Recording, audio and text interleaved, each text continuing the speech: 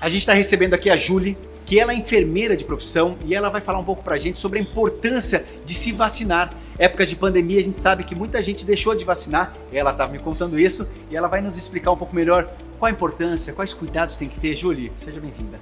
Edinho, bom dia. Prazer estar aqui falando de um assunto com tamanha importância, né?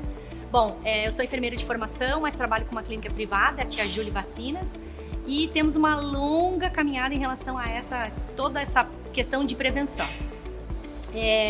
Estamos vivendo um momento que as pessoas estão muito preocupadas em não sair de casa e os índices vacinais, de coberturas vacinais no nosso país caíram muito, o que tem assustado bastante as autoridades, porque quando a gente não vacina, a gente tem doença novamente, né? Isso aconteceu com o sarampo, a gente teve surto de febre amarela recentemente, porque nem toda a população era vacinada.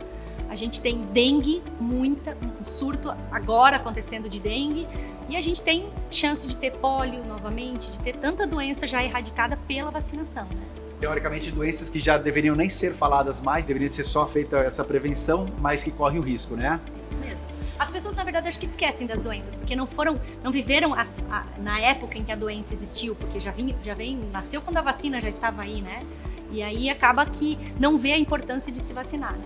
Existe diferença entre, você falou assim, nós somos privados, né, e o sistema público. Existe diferença para esses dois sistemas? Um tem mais, outro não tem? Como é que funciona isso? Existe algumas diferenças. Bom, primeiro é bem importante que todos saibam que o Brasil é um bom exemplo de vacinas no mundo. Os nossos especialistas aqui, eles saem contando como que a gente faz para ter tanto sucesso em vacina e ter um calendário tão amplo. O governo, ele olha com um olhar realmente de prioridade para isso, né? Mas o serviço privado, ele traz algumas vacinas que o serviço público não oferece, algumas vacinas que ampliam a proteção também. Tudo isso é embasado num calendário vacinal que ele é trazido como recomendação por grandes autoridades no mundo e no Brasil, né?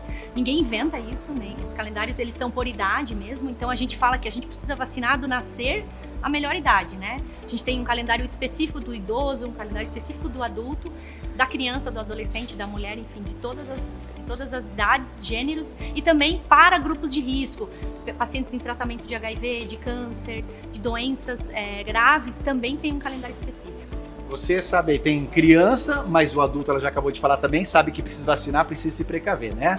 Agora eu vou te perguntar o que acho que tá todo mundo curioso. Você em casa quer saber do Covid? Julie, conta pra gente como é que tá essa jornada do Covid. Vem vacina? Quando vem? Como é que tá isso? Bom, eu falo que é a pergunta que vale 1 milhão, né? Porque todo mundo liga, a gente recebe muita ligação nas clínicas, as pessoas ligam perguntando e querendo deixar seu nome na lista, né? Apesar da gente estar bem envolvido nesse meio, nós não temos muita informação diferente do que a mídia traz, enfim. Mas cientificamente a gente está tendo algumas aulas e tem algumas informações importantes. São 10 laboratórios que estão na fase 3 da pesquisa. A fase 3 é a última fase, é a que precede a venda do produto, né? As autoridades que autorizam isso são realmente num crivo assim de rigor altíssimo. Ela tá falando isso porque eu perguntei pra ela, falei, Julie, mas é seguro isso? Posso tomar? Ela falou assim, posso tomar essa vacina? Ela falou assim, Edinho, são os mais criteriosos, é isso? Realmente. Esses comitês que avaliam a segurança da vacina, porque essa é a questão, a segurança. Claro. Porque você não quer tomar um produto, receber um produto no teu organismo que vai te levar a outros efeitos, né? Esses crivos desses comitês, eles são extremamente rigorosos, assim como para todo medicamento e outras vacinas que já existem, né? Então, obviamente que vai passar por essas avaliações não tão rigorosas no sentido assim, de percentual de proteção. Por exemplo, hoje você toma uma vacina, você recebe uma vacina da meningite, ela tem 85% de prevenção, 90% em algumas pessoas. Talvez o coronavírus, eles aceitem com um pouco menos, 60%. Às vezes na faixa etária acima dos 80 não vai ser tão boa, às vezes cai um pouquinho. Então essa questão talvez eles flexibilizem um pouco, né? Mas em geral nós vamos receber produtos muito seguros de indústrias que já produzem fármacos, já produzem outras vacinas no mundo, né? Inclusive temos as maiores empresas, indústrias de vacina, produzindo vacina do coronavírus. Então essas vacinas na fase 3, elas estão prestes a serem liberadas em poucos meses. No Brasil, pelo que a gente teve de informação do Ministério da Saúde, que nós teremos vacinas por faixas etárias e grupos de risco. Então, possivelmente, quando chegar os primeiros lotes, serão pequenos, tá? Porque o mundo inteiro precisa ser abastecido com vacina, né? Nós vamos receber vacina para a área da saúde, para pessoas que trabalham, né, em alto risco, que a gente chama, e para a faixa etária mais alta, e lotes vão chegando, número de doses vão vindo e a gente vai vacinando até que a gente consiga ter uma grande parte da população imunizada e uma diminuição significativa da circulação do vírus e da doença mesmo. Perfeito.